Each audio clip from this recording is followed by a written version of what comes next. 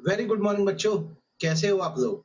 Last class में हमने Indian regulatory framework पढ़ना चालू किया था और आपको अगर ध्यान होगा मैं आपको याद दिला दूं, आप पिछला लेक्चर नहीं देखे होगे तो जरूर देख लेना। हमने लास्ट लेक्चर में लॉ क्या होता है, लॉ की डेफिनेशन, कोड ऑफ हम्मुराबी पढ़ा था। हम्मुराबी एक राजा थे जो बेबीलोन राज्य में रूल करते थे।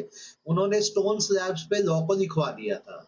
फिर मैंने आपको sources of law last lecture में पढ़ाया, प्रोसेस बताया, टाइप्स ऑफ लॉज बताया। आप लोग जरूर इस लेक्चर को देख लीजिएगा, आप लोग के बहुत काम आएगा। अब हम लोग आगे बढ़ते हैं। अब हम लोग आगे इंडियन रेगुलेटरी फ्रेमवर्क में आज पढ़ेंगे कि हमारे देश में गवर्नमेंट की मिनिस्ट्रीज कौन कौन सी होती है। ठीक, मिनिस्ट्री पढ़ने से पहले मैं कुछ बातें आप लोग को नॉलेज के लिए बताना चाहूंगा जो आप लोग को समझनी चाहिए। एक तो ये कि जैसे हमारे देश में जो मेजर कंप्रिहेंसिव डॉक्यूमेंट है वो है constitution of India. Constitution of India जब बनाया गया तो उसमें पूरा अरेंजमेंट रखा गया है कि एक कंट्री, हमारा देश कैसे रन होगा। तो इसमें कॉन्स्टिट्यूशन में क्या किया गया, एकदम प्रॉपर डिवीजन कर दिया गया है पावर्स का तीन ऑर्गन्स के बीच में, जहां पर लॉ मेकिंग का काम जो होगा वो लेजिस्लेटिव के पास होगा। ठीक है, लेजिस्लेटिव को आप लेजिस्लेचर भी बोल सकते हो। हमारे देश में जो कानून बनाने का काम होगा वो लेजिस्लेचर के पास होगा। लेजिस्लेचर मतलब पार्लियामेंट के पास। वैसे ही हमारे देश को चलाने का काम एग्जीक्यूटिव करेंगे। एग्जीक्यूटिव का मतलब होगा गवर्नमेंट, मतलब central government and state government. और तीसरा, ये इंश्योर करना कि सबको जस्टिस मिले, उसके लिए बना दिया गया जुडिशरी। जुडिशरी में आते हैं कोर्ट्स। तो हमारे देश में कॉन्स्टिट्यूशन ने त्रिमूर्ति बनाई है, तीन ऑर्गन्स है। लॉ मेकिंग बॉडी को लेजिस्लेचर बोलते हैं, देश को रन करने की बॉडी को एग्जीक्यूटिव बोलते हैं, और जो कोर्ट सिस्टम है उसे जुडिशरी बोलते हैं। तो ये जो एग्जीक्यूटिव या जो गवर्नमेंट है जब ये वर्क करती है तो ये प्रॉपर डिवीजन ऑफ वर्क करती है। मतलब काम करने का पैटर्न यही होता है, देश इतना बड़ा है तो कैसे चलाएं, तो इसके लिए डिवीजन ऑफ वर्क है। और जो गवर्नमेंट ऑफ इंडिया है उसके जो डिविजन्स होते हैं उन डिविजन्स को हम लोग मिनिस्ट्री बोलते हैं। ये जो मिनिस्ट्रीज होती हैं ये हमारे देश को अलग अलग हिस्सों पे चलाती हैं। तो मेरे बच्चों जो सीए फाउंडेशन दे रहे हैं उनको मिनिस्ट्रीज से शॉर्ट नोट क्वेश्चन आते हैं 3 मार्क्स के, तो आपको सभी मिनिस्ट्रीज के बारे में अच्छे से पढ़ना चाहिए। जैसे हम सबसे पहली मिनिस्ट्री लेते हैं ministry of finance. Ministry of finance को वित्त मंत्रालय भी बोला जाता है। ये गवर्नमेंट की वो मिनिस्ट्री होती है जो पैसों का लेन देन देखती है। ये गवर्नमेंट का ट्रेजरी बना के रखती है। इसमें जो मेन मैटर आते हैं वो है टैक्सेशन, फाइनेंशियल लेजिस्लेशन मतलब फाइनेंशियल लॉज। जितने फाइनेंशियल इंस्टीट्यूशन है जैसे बैंक, आरबीआई, सब मिनिस्ट्री ऑफ फाइनेंस में आ जाते हैं। कैपिटल मार्केट, ठीक, सेंट्रल गवर्नमेंट और स्टेट गवर्नमेंट को कोई भी लोन चाहिए, एडवांस चाहिए, या हमारे देश का जो बजट बन रहा है ये सब मिनिस्ट्री ऑफ फाइनेंस के अंडर में आता है। मिनिस्ट्री ऑफ फाइनेंस एक अपेक्स मतलब टॉप कंट्रोलिंग अथॉरिटी है जिसपे 4 तरह की सिविल सर्विसेज कवर होती है। जिसमें सबसे पहली है Indian revenue services, Indian audit and account services दूसरी, तीसरी इंडियन इकोनॉमिक सर्विसेज, और चौथा इंडियन सिविल अकाउंट सर्विसेज। तो अगर एग्जाम में 3 मार्क का शॉर्ट नोट आया तो आप इतना लिख के आएंगे तो आपको फुल मार्क्स मिलेंगे। ठीक है। Also apex controlling authority of one of the central commercial service namely Indian cost and management account service. ठीक है। आप यहां तक आंसर लिख के आओगे, मोर देन इनफ। अच्छा, ये स्टैंड अलोन सेपरेट क्वेश्चन हमको आ सकता है। What are the department of ministry of finance, बताइए मिनिस्ट्री ऑफ फाइनेंस के अलग अलग डिपार्टमेंट कौन कौन से हैं। तो मिनिस्ट्री ऑफ फाइनेंस के डिपार्टमेंट को लेकर अलग से 3 मार्क्स का क्वेश्चन आ सकता है, आपको सिर्फ मेंशन करके आना होगा। इसमें आता है department of economic affair, department of expenditure, department of revenue, department of financial services, department of investment and public asset management and department of public enterprise. रट्टा फाइडिस रट डालो, ठीक है, इसमें बहुत ज्यादा कुछ स्कोप नहीं है, करा नहीं जा सकता। तो देखो, मिनिस्ट्री ऑफ फाइनेंस से शॉर्ट नोट क्वेश्चन आ सकता है, डिपार्टमेंट से शॉर्ट नोट क्वेश्चन आ सकता है। देन अगली मिनिस्ट्री आती है मिनिस्ट्री ऑफ कॉर्पोरेट अफेयर। ये हमारे देश की वो मिनिस्ट्री है जो देश में जितनी भी कंपनीज है, ठीक है, या फिर लिमिटेड लायबिलिटी पार्टनरशिप है, उनके लिए रूल बनाने का काम करती है। It is a Indian government ministry concern with administration of, देख लो किसका किसका, companies act 2013, companies act 1956, limited liability partnership act 2008, और इंसॉल्वेंसी एंड बैंक्रप्सी कोड, जैसे कोई पर्सन इंसॉल्वेंट हो रहा है, अपनी डेप्थ नहीं चुका पा रहा है, तो उसके लिए ये लॉ है। ये सब कवर होता है मिनिस्ट्री ऑफ कॉर्पोरेट अफेयर में। ये जो मिनिस्ट्री है इनका मेनली काम है, जितनी इंडियन एंटरप्राइज है जो इंडस्ट्रियल और सर्विस सेक्टर में, मतलब सेकेंडरी और टर्शरी सेक्टर में, उनको ये रेगुलेटर मैनेज करती है। इस मिनिस्ट्री को मेनली चलाता कौन है? तो सिविल सर्वेंट चलाते हैं। ठीक है, ये सिविल सर्वेंट जो होते हैं सिविल सर्विसेज एग्जामिनेशन से चुने जाते हैं, जो यूपीएससी कंडक्ट कराते हैं। ठीक है, इसमें जो हाईएस्ट पोस्ट है मिनिस्ट्री ऑफ कॉर्पोरेट अफेयर में, वो है director general of corporate affair, जिसे डीजीसीईओ बोलते हैं। ये सबसे टॉप लेवल बॉडी है यहाँ पे, ध्यान रखना। देन उसके बाद अगली, इससे भी देखो कितने मार्क्स का क्वेश्चन आएगा, 3 मार्क्स का। ये सब 3 मार्क के शॉर्ट नोट्स एग्जाम में।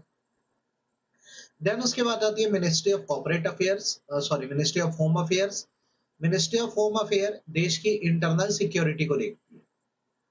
मतलब जो हमारे देश की पुलिस है ना, पुलिस सिस्टम या लॉ एंड ऑर्डर, वो बेसिकली किसके अंडर में आता है? मिनिस्ट्री ऑफ होम अफेयर के अंडर में आता है। इसे हम गृह मंत्रालय भी कहते हैं। ठीक है, ये हमारी कंट्री की इंटीरियर मिनिस्ट्री है और इसका मेनली काम है देश की इंटरनल सिक्योरिटी बनाए रखना, डोमेस्टिक पॉलिसी बनाना। इनके हेड जो होते हैं उन्हें होम मिनिस्टर या union minister of home affair बोला जाता है। ठीक है, अगर मिनिस्ट्री ऑफ होम अफेयर का क्वेश्चन आया, इतना 3M के लिए आपको लिखना पड़ेगा, 3 मार्क्स के लिए। और इससे सेपरेट क्वेश्चन अभी तक तो सीए फाउंडेशन में नहीं पूछा है, लेकिन मे भी पूछ दे। आपसे पूछ सकता है कि बताओ what are the department of home affair, अगर ये आया तो 3 मार्क्स का आएगा। ये आपसे पूछ सकता है what are the department of official languages, 3 marks का। इसको हमको अलग से रेक्टिफाई करना होगा। तो होम अफेयर के अंदर अलग डिपार्टमेंट है, जैसे department of border management, department of internal security, department of official language, department of state, department of home, department of Jammu Kashmir and Ladakh affair. ये आपको रेक्टिफाई करना पड़ेगा बच्चों, ये आ सकता है एग्जाम में। सिमिलरली ये क्वेश्चन भी आ सकता है कि बताइए डिपार्टमेंट ऑफ ऑफिशियल लैंग्वेज के अंडर में क्या क्या आता है। तो इसमें आता है central translation bureau, central Hindi training institute, directorate of census operations. ये सब सेपरेट सेपरेट ना क्वेश्चन शॉर्ट नोट बन के आ सकते हैं। मैं नोट्स अटैच कर दिया हूं, तो आप बिल्कुल ये नोट्स देख सकते हैं, आप मेरे टेलीग्राम चैनल पे भी जा सकते हो इसके। ठीक है, देन आती है उसके बाद अगली मिनिस्ट्री जिसे बोलते हैं लॉ एंड जस्टिस। ये सेंट्रल गवर्नमेंट के अंडर की वो मिनिस्ट्री है जिसके मेन 3 काम है। लीगल अफेयर्स चलाना देश के, लेजिस्लेटिव या लॉ मेकिंग एक्टिविटीज देखना, मतलब पार्लियामेंट को सजेस्ट करना, और देश के जस्टिस सिस्टम को एडमिनिस्टर करना। तो ये सब काम अपने डिपार्टमेंट के थ्रू करते हैं। जैसे लीगल अफेयर के लिए इनका डिपार्टमेंट ऑफ लीगल अफेयर्स है, लेजिस्लेटिव एक्टिविटीज के लिए इनका लेजिस्लेटिव डिपार्टमेंट है, और एडमिनिस्ट्रेशन ऑफ जस्टिस के लिए इनका डिपार्टमेंट ऑफ जस्टिस है। इनके ये 3 डिपार्टमेंट है। अगर 3 मार्क्स का क्वेश्चन आया, आप इतना लिखोगे, मोर देन इनफ है, नीचे का आप मत देखो। ठीक है, तो ये आप मिनिस्ट्रीज पहले देख लो, लॉ एंड जस्टिस हो गई, होम अफेयर हो गया, कॉर्पोरेट अफेयर हो गया, मिनिस्ट्री ऑफ फाइनेंस हो गई। ये 4 मिनिस्ट्रीज है। कॉन्स्टिट्यूशन में जैसे बताया 3 तरह के ऑर्गन्स काम करते हैं। लॉ मेकिंग को लेजिस्लेचर बोलते हैं, देश चलाने को एग्जीक्यूटिव, और कोर्ट सिस्टम को जुडिशियरी।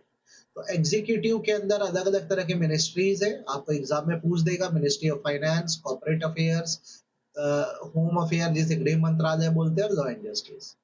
इसके अलावा कुछ हमारे यहाँ स्टैट्यूटरी बॉडीज है जिसके बारे में आपको पढ़ना चाहिए। अगेन इससे भी क्वेश्चन आता है एग्जाम में, और ये शॉर्ट नोट्स ही होते हैं, जैसे 3 मार्क का। SEBI, securities and exchange board of India, ये एक रेगुलेटरी बॉडी है जो हमारे देश के सिक्योरिटी मार्केट और कमोडिटी मार्केट को रेगुलेट या रूल बनाने का काम करती है। इसे हिंदी में आप शेयर बाजार बोलते हो। हमारे देश का साधारण भाषा में बोला जाओ तो शेयर बाजार है, उसको रेगुलेट करना है, उसके नियम बनाने वाली बॉडी जो है वो सेबी है। और ये सेबी आती है मिनिस्ट्री ऑफ फाइनेंस के कंट्रोल में। ठीक है, सेबी को स्टैब्लिश किया गया था 12 अप्रैल 1988 को एज एग्जीक्यूटिव बॉडी। एग्जीक्यूटिव मतलब as a part of government, और इसे पावर मिली थी 30 जनवरी 1992 को, जिसके बाद से ये जो सेबी है भारत में वर्क कर रहा है। आपको इतना पता होना चाहिए। देन अगला शॉर्ट नोट हमारा आता है आरबीआई के ऊपर, जो 3 मार्क्स का हो सकता है। और इवन इसमें ना, ये जो मैंने बोल्ड लेटर में ब्लैक कर दिया है, इससे ना आपको शॉर्ट शॉर्ट क्वेश्चंस आ सकते हैं। ठीक है, जैसे आरबीआई के डिफरेंट ब्रांचेस या फंक्शंस बताओ, ऐसा बोल सकता है। तो आप सबको पता है जो लेक्चर देख रहे हो कि इंडिया का जो सेंट्रल बैंक है वो आरबीआई है। ये रेगुलेटरी बॉडी है जो देश के इंडियन बैंकिंग सिस्टम को चला रही है। अगेन आरबीआई भी किसके कंट्रोल में आता है? मिनिस्ट्री ऑफ फाइनेंस के कंट्रोल में आता है। आरबीआई के कई काम है, जैसे देश में मनी सप्लाई या करेंसी सप्लाई करने का काम कौन करता है? आरबीआई करता है। ये देखता है देश में कितना पैसा सप्लाई करना चाहिए। दूसरा, हमारे देश का जो पेमेंट एंड सेटलमेंट सिस्टम है वो भी कौन चलाता है? आरबीआई चलाता है। ठीक, आरबीआई का एक स्पेशल डिवीजन है, ये बड़े अच्छे से पढ़ के जाना बच्चों। भारतीय रिजर्व बैंक नोट मुद्रण, इसका काम है बेसिकली करेंसी प्रिंट करना। ठीक, इनकी दो प्रेस है, प्रिंटिंग प्रेस, एक नासिक में है और एक देवास में है। ठीक है, ध्यान रखना इस बात को। सिमिलरली आरबीआई का एक नेशनल पेमेंट कॉर्पोरेशन है जिसे एनपीसीआई बोलते हैं। हमारे देश में जो ऑनलाइन पेमेंट्स हो रही है या सेटलमेंट्स हो रहा है उसको देखने का काम एनपीसीआई करता है। जैसे आप लोग यूपीआई का तो यूज करते होगे, तो जैसे यूपीआई में कभी कोई शिकायत हो तो आप एनपीसीआई में अप्लाई कर सकते हो। वैसे ही आरबीआई ने deposit insurance and credit guarantee corporation बना के भी रखी हुई है। ये एक स्पेशलाइज्ड डिवीजन है जो क्या करता है, जो बैंक में लोगों के पैसे जमा है ना उनको इंश्योर करता है कि मान लो कल बैंक डूब गया तो क्या, तो कम से कम लोगों को उनका पैसा मिले। तो मेरे बच्चों ये शॉर्ट नोट्स आपको अच्छे से पढ़ने हैं। देन आ जाता है insolvency and bankruptcy board of India, IBBI. ये बेसिकली बनाया गया है इंसॉल्वेंसी एंड बैंक्रप्सी कोड 2016 में, और ये रेगुलेटरी बॉडी है जो हमारे देश में इंसॉल्वेंसी के मामलों को देखती है।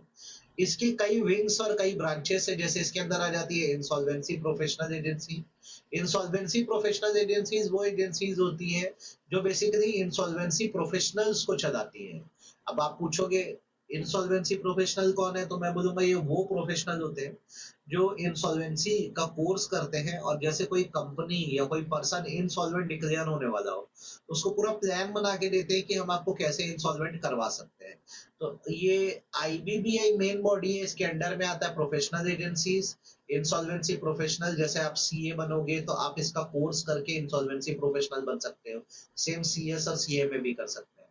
फिर आती है इंफॉर्मेशन यूटिलिटी, ये पूरा डेटाबेस मेंटेन करते हैं कि कितने लोन्स हैं और कहाँ कहाँ। आईबीबीआई को स्टैब्लिश किया गया था 1 अक्टूबर 2016 को, और इसको पावर मिली है किसके through, insolvency and bankruptcy code 2016 के थ्रू। इनके स्कोप में कवर होते हैं individual, companies, limited liability partnerships, partnership firm, ये सब। इसके आने से क्या हुआ, जो रिजोल्यूशन प्रोसेस है, रिजोल्यूशन प्रोसेस मतलब निपटारा। जो बड़े बड़े लोन होते थे ना पहले ना, वो खत्म नहीं होते थे, कोर्ट में कितने साल तक इंसॉल्वेंसी के केस चलते रहते थे। अब जैसे कोई इंडिविजुअल है या कंपनी है या कोई पार्टनरशिप फर्म है, एलएलपी है, फटाफट अपना रिजोल्यूशन करा दे। रिजोल्यूशन मतलब मैं डेप्थ नहीं पे कर पा रहा हूँ, एक सेटलमेंट दो जिससे मैं फ्री हो जाऊं और मेरी डेप्थ भी पे हो जाए।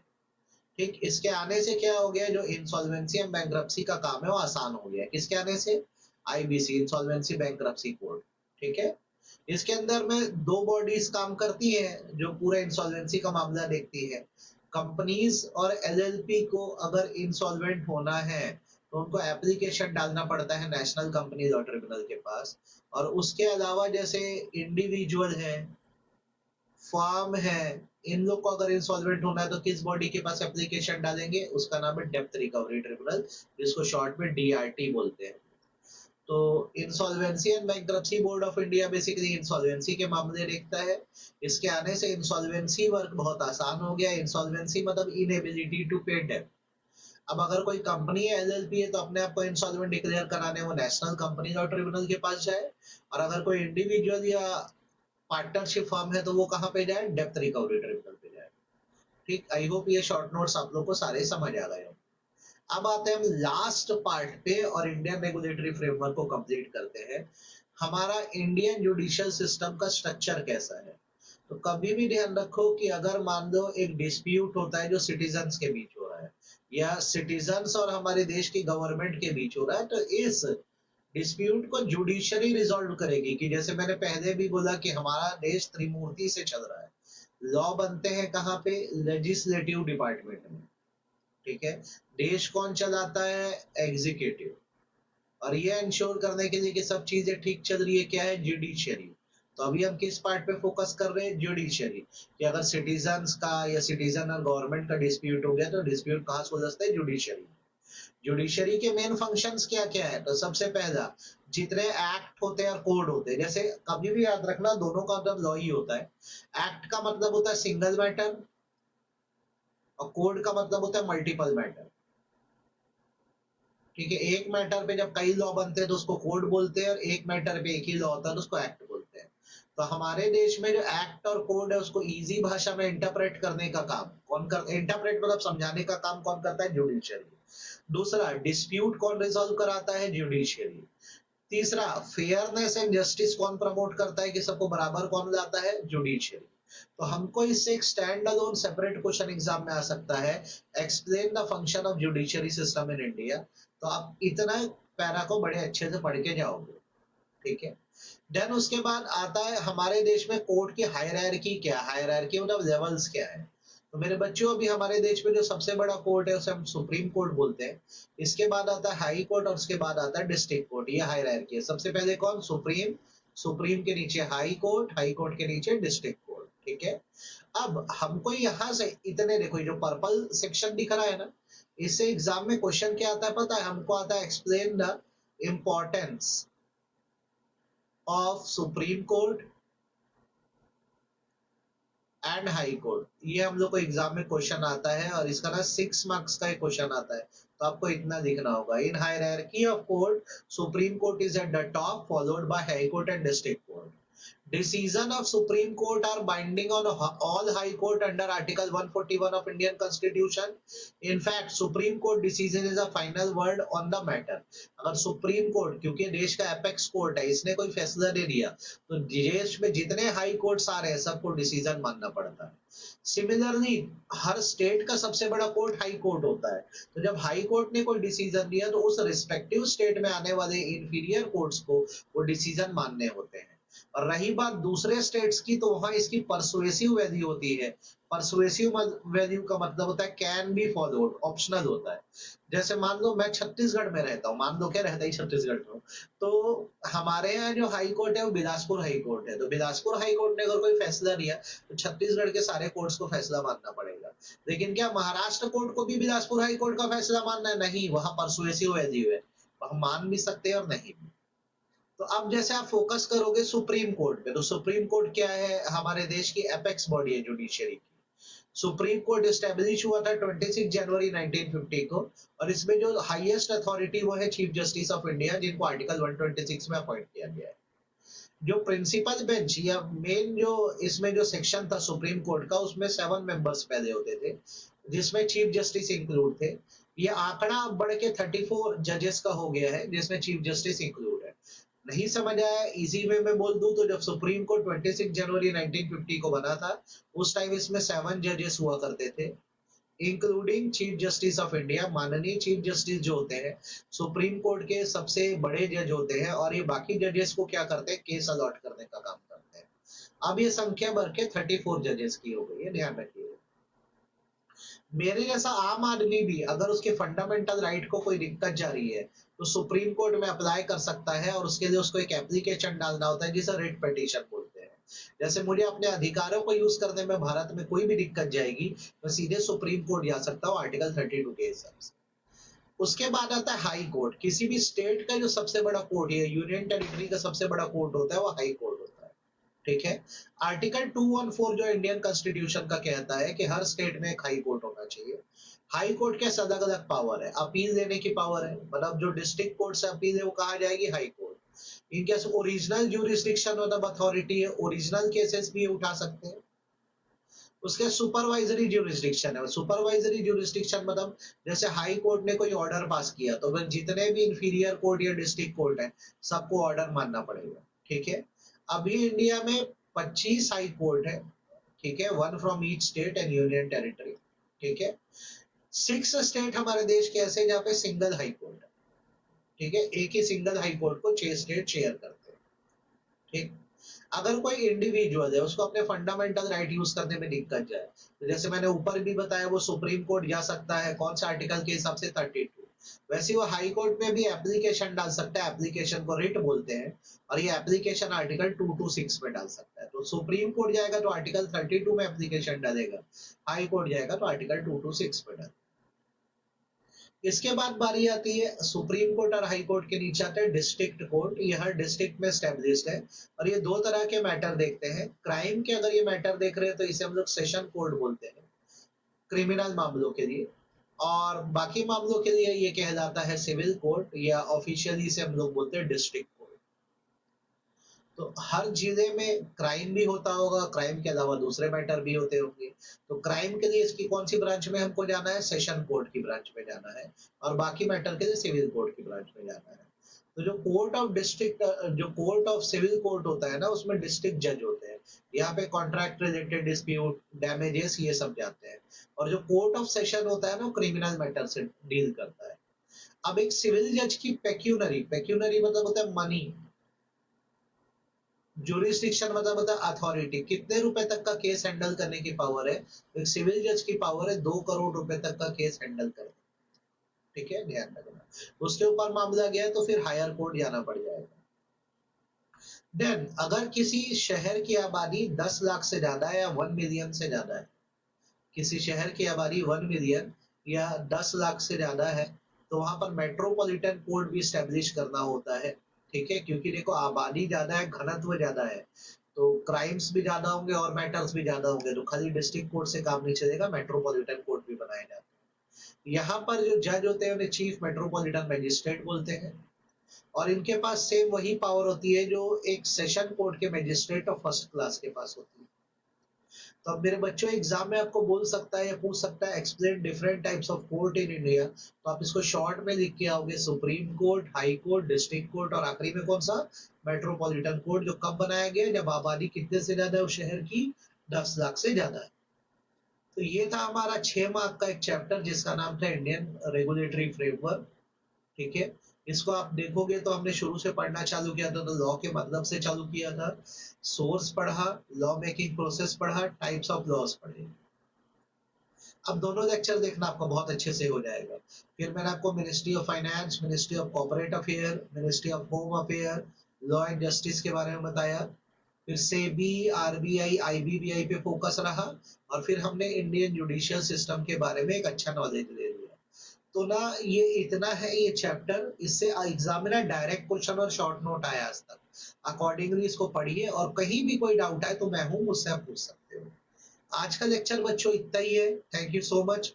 अब अगला लेक्चर जो हम लोग स्टार्ट करेंगे ना इसके बाद, वो होगा स्पेशल कॉन्ट्रैक्ट्स को लेकर, तो उसको बड़ा इंजॉय करके बड़े अच्छे से पढ़ना धीरे